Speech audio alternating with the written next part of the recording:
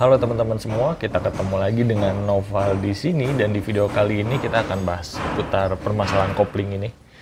Dan nanti juga gue akan sekalian ganti oli juga, masih pakai Yamaha RS 4GP dan reviewnya nanti akan menyusul ya.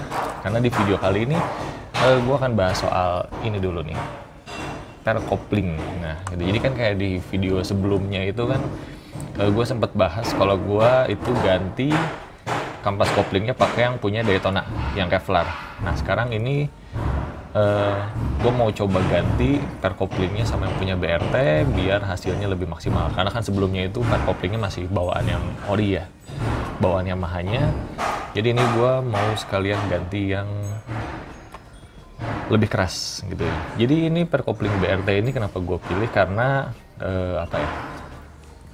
Produknya sendiri dia udah punya ini sih, reputasi gitu. Jadi kan kayak gue nggak melihat ada review buruk soal per kopling ini sih. Dan untuk per kopling slipper clutch R15 V3 atau Fiction R ini kayaknya masih jarang di pasaran juga kan. Dan kayak dari di pasaran yang ada, gue lebih percaya ke brand ini sih. Karena sebelumnya juga gue pernah pakai, sebelum slipper clutch ini gue pernah pakai yang BRT dan pernah pakai CLD juga. Jadi kayak gue sekarang pakai BRT lagi aja gitu. Kalau kita lihat dari spesifikasi nih, jadi kayak dia ini udah diuji coba 500 laps ya.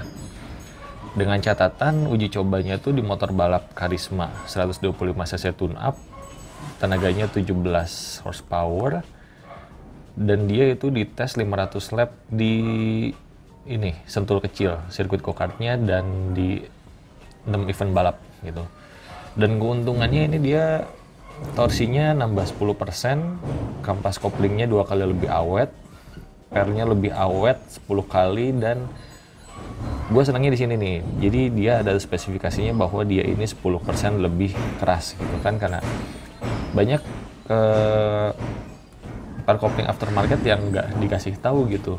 Dia lebih kerasnya berapa persen gitu, atau kalau misalnya kita ganti, misalnya kan dulu banyak yang nyaranin per koplingnya pakai punya Tiger atau punya yang lain-lain, itu kan kayak belum tentu dia itu spesifikasinya tuh berapa persen lebih keras gitu.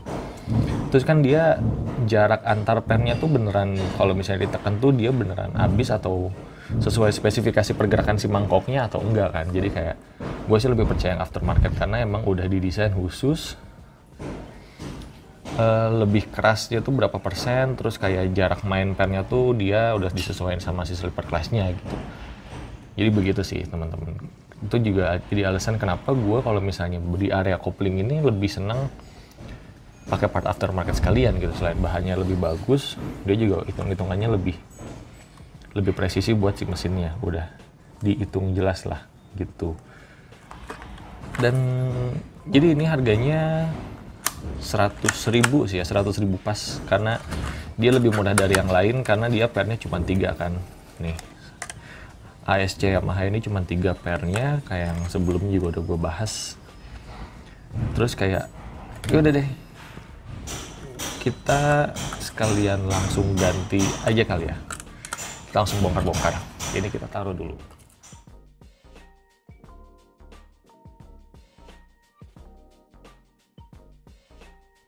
Nah ini dia udah dibongkar teman-teman. Jadi kayak kalau misalnya teman-teman yang masih pingin lihat video bongkarnya secara lebih detail, yang versi lambatnya itu bisa teman-teman lihat di video sebelumnya aja. Itu nanti gue sertain linknya di deskripsi atau di kanan atas layar ya gitu. Itu bisa teman-teman lihat. Dan sekarang kita langsung bandingin aja kali ya, antara yang ori sama yang punya si BRT gitu. Jadi yang ori ini ada marking kuningnya gitu ya. Nah jadi kalau misalnya kita bandingin dari jarak antar ulirnya, ini sih masih mirip, jaraknya masih mirip-mirip ya teman-teman. Jadi kayak bukan agak lagi sih, ini kelihatannya emang sama. Terus kita lihat tinggi pernya ini, dia yang BRT ini agak lebih pendek dikit ya, atau mungkin ini efek visual aja, tapi ini mereka similar sih tingginya. Coba kalau kita ukur gini pakai kertas,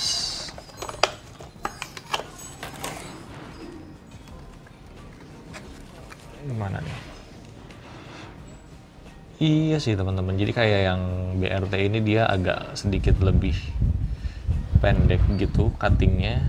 Nih, biar lebih enak membandingannya tuh.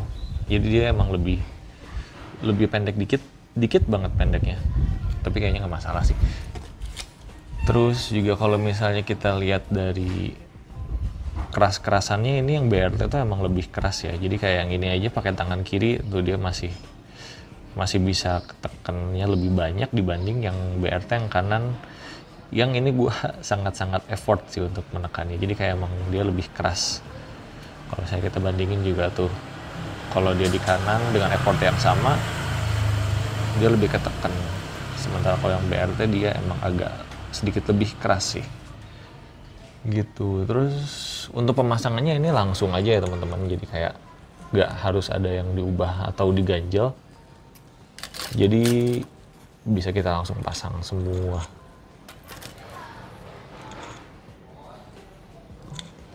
Tuh, jadi gitu ya teman-teman. Jadi ini nggak ada atas bawahnya sih, karena dia atas bawah sama kan tuh, dia udah sama-sama rata. Cuttingannya juga rapi. Tuh dia juga sama, yang Odi juga rapih, atas bawah sama. Tuh, jadi kayak tinggal kita pasang aja. Nanti ini mau gua rakit ulang dulu, terus nanti apa ya, habis gue rakit orang, gue coba jalan-jalan dikit dulu kali ya. Jadi kayak di video kali ini nanti juga gue akan bahas impresinya secara singkat aja. Karena kan kalau review enaknya dipakainya lama dulu biar kita tahu tahu seluk-beluknya lah gitu. Nanti akan kita bahas impresi singkatnya aja. Nanti ini gue akan rakit dulu.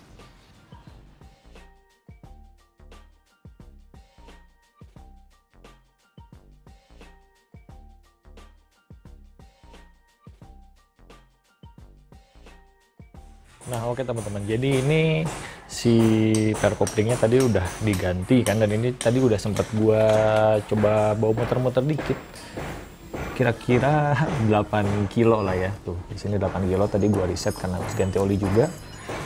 Dari 8 kilo pertama itu gue muternya agak jauh sih, jadi bukan cuma di komplek doang. Dan dia ini karakternya masih mirip-mirip, jadi kayak kita jadi kita tuh ngegerakin si kampas kopling itu nggak jadi berat banget. Di sini masih agak enteng, cuman emang kalau dibandingin yang sebelumnya ini ngeberatinnya dikit ya, karena emang secara spesifikasi dia nggak jauh-jauh banget sih, kan dia ngegerakinnya cuman ngeberatinnya lebih keras 10% ya. Jadi kayak dari 10% kan nggak akan kerasa banyak banget gitu. Dan untuk impresi singkatnya ya, kayak untuk ketika start atau ketika ganti gigi, hentakannya tuh nggak terlalu kerasa banget ya. Jadi kayak teman-teman ini nggak perlu berekspektasi bahwa nanti dengan ganti pair kopling ini motornya jadi jumping-jumpingan setiap kali start atau setiap kali ganti gigi, itu enggak. Cuman ada lebih feeling loncatnya aja gitu loh, cuman nggak sebanyak itu sih, jadi dikit doang gitu loh, gitu sih teman-teman. Dan untuk pegel-pegelan kayaknya gue harus coba dulu sih teman-teman, harus coba macet-macetan dulu, karena nanti kan ini nggak dipakai, cuman pakai jalan singkat gitu ya. Jadi kayak secara singkat sih first impressionnya gitu dulu, kayak ini nggak jadi keras-keras banget, masih tetap enteng karena dia kan juga tetap cuma 3 pair gitu. Jadi segitu dulu teman-teman, mungkin bisa jadi referensi. Dan kalau misalnya teman-teman ada pertanyaan, itu bisa langsung aja tulis kolom komentar, dan nanti kita akan ketemu di video selanjutnya. Thank you.